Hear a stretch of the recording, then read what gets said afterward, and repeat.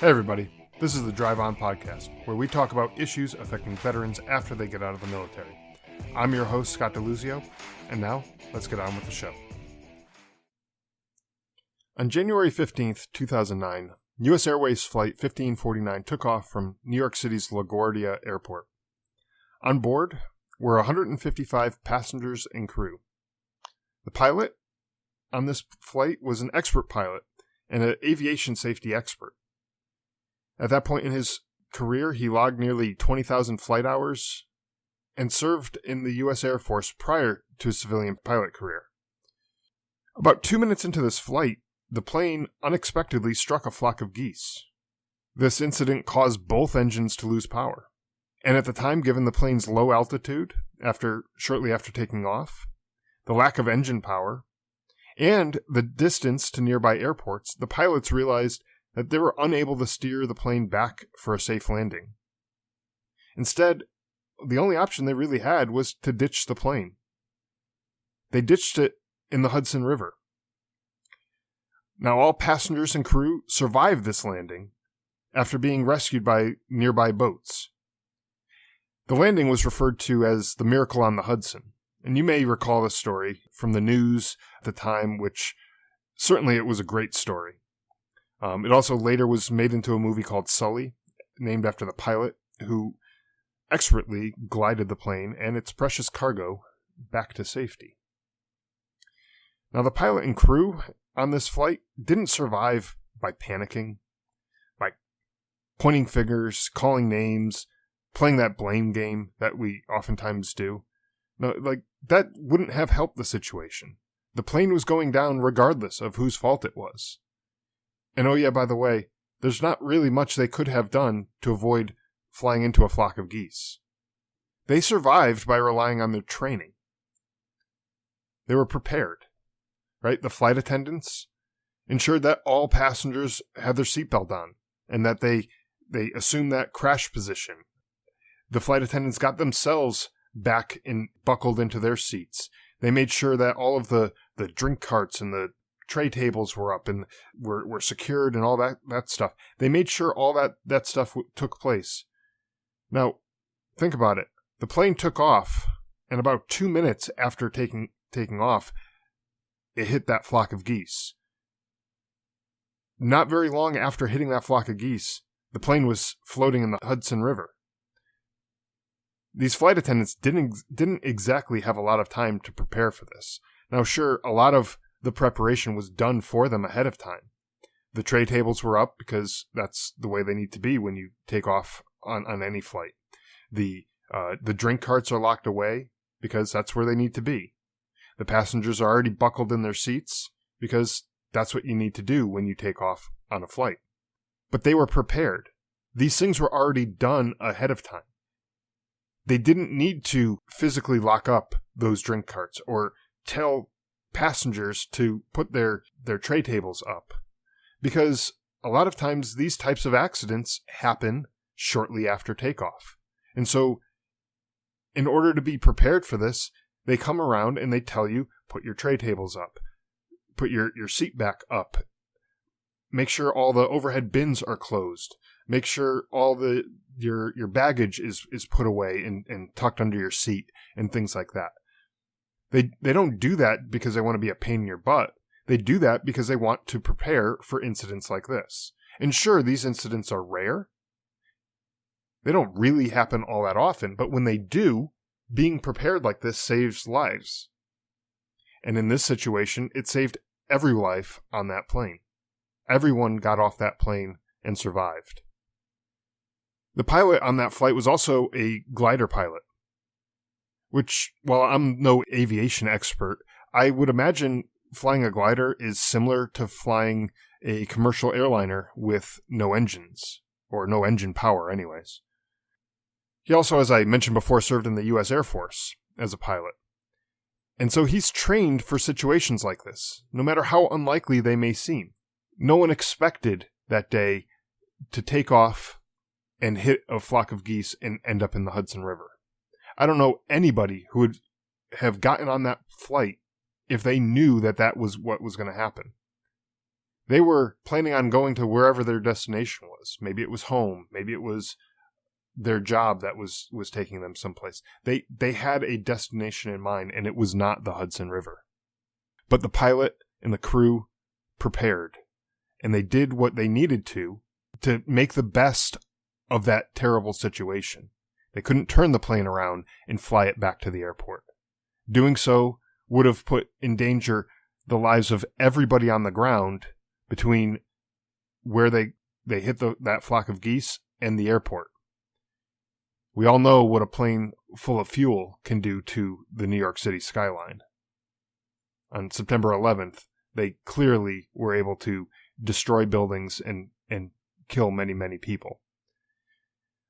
By the pilots making that decision to land in the river, not only did they save all the lives of the people on the plane, they saved the lives of all the people on the ground between there and the airport.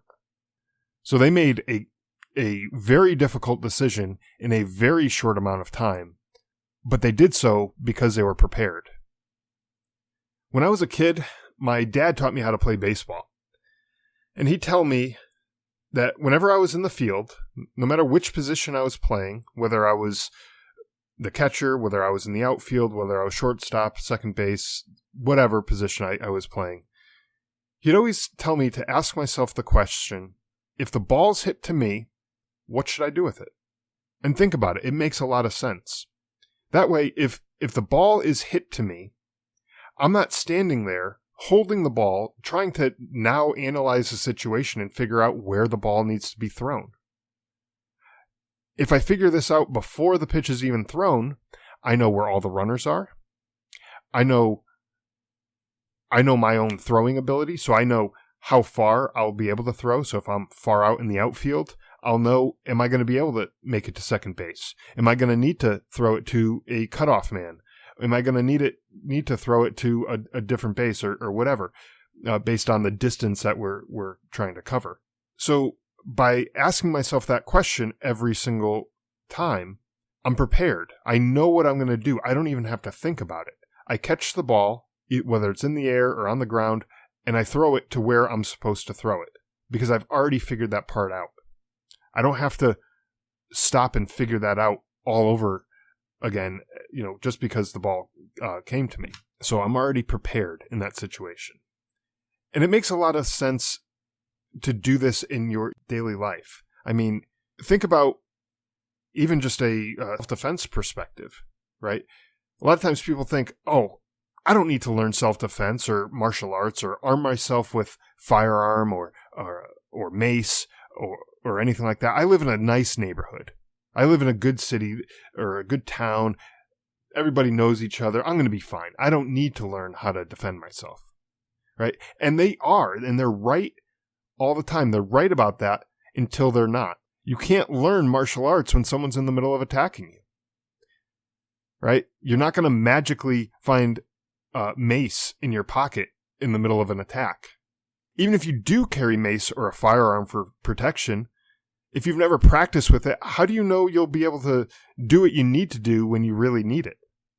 How do you know that you're going to be able to turn the safety off the right way on it and be able to spray the mace in the right direction? How do you know you're going to be able to draw the pistol from your holster and shoot the attacker without practicing? How do you know you'll be able to do it? Shooting at a piece of paper, by the way, is a heck of a lot different than a moving target. So you kind of have to practice these things until it becomes second nature. Practice taking the mace out of your pocket or out of your purse or out of wherever it is on your keychain or something. Practice martial arts or some other self-defense tactics. Practice these things until they become second nature. Until they're so ingrained in you that it becomes like muscle memory. All that training is critical to surviving an attack. That training that you do, that repetition helps you survive that situation.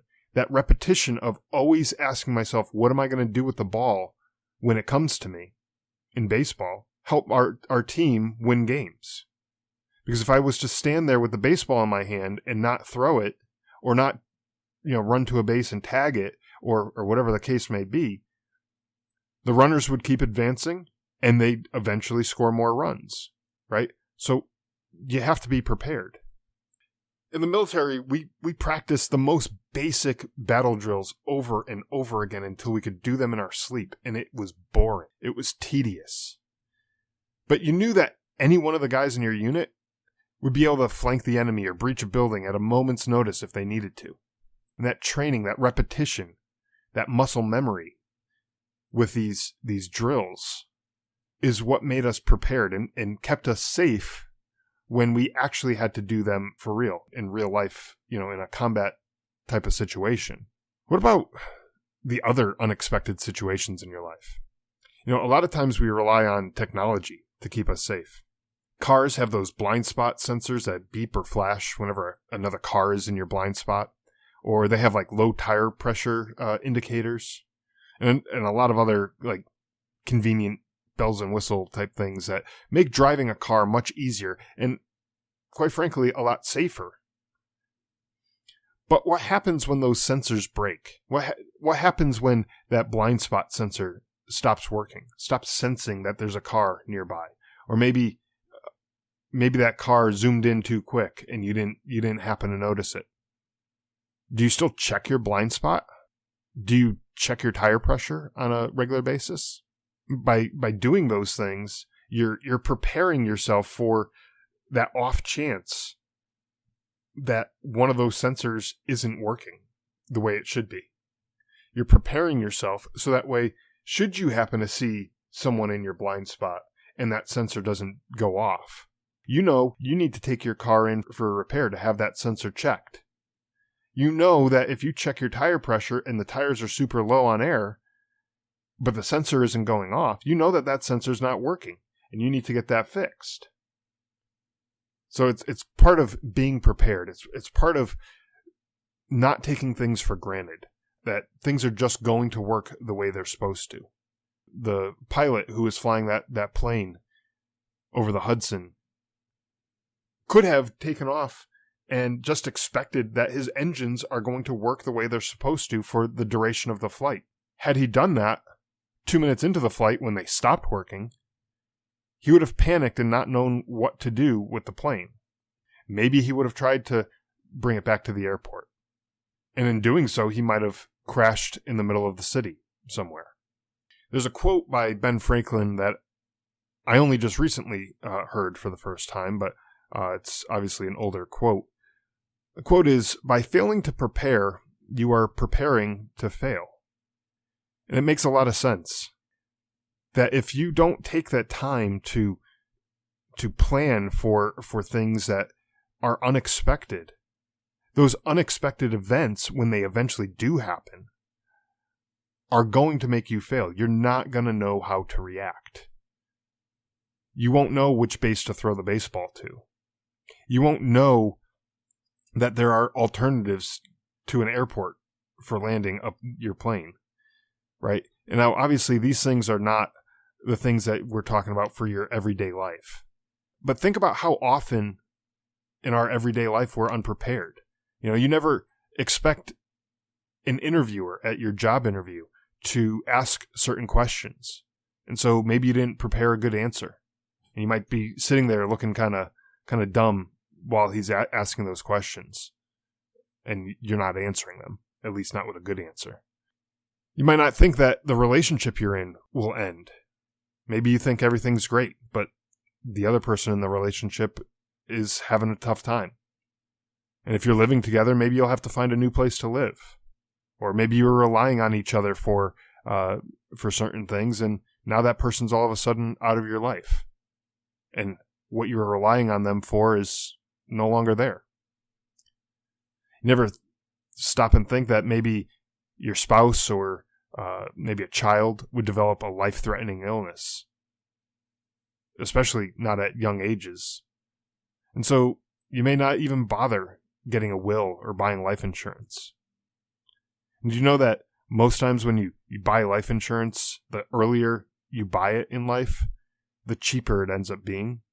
And so if you start buying life insurance when you're 20, it's a heck of a lot cheaper than it would be when you're 50. So by doing that, you're preparing not only for your death, which may not happen for another 60, 70 years, you're preparing financially for the present by not having to spend quite as much money on this life insurance.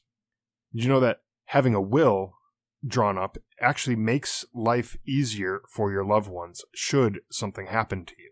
It ensures that all of your assets, all of your worldly possessions, if you will, are distributed according to your wishes. And that prevents a lot of issues with the family after you're gone, right?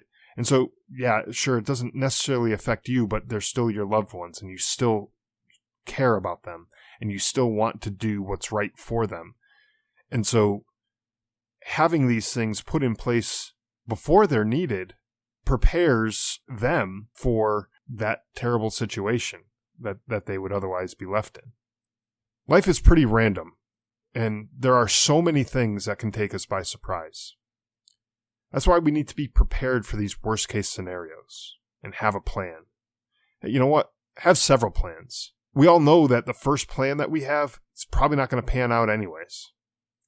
So by having backup plans, and yes, I said plural, backup plans, you end up preparing yourself for the situations where the figurative geese take out your engine. There's a lot of benefits to being prepared. For starters, it enhances your self-discipline by enforcing a routine, right? Think about it. If you check your tire pressure every time you fill up for gas, it allows you to make sure your tires are full when you're already at a gas station where you can fill them up if they're low. And that routine, if you do that every single time you stop and fill up for gas, you know that you're probably in a much better situation than you would be if you go a month or two without checking your tire pressure.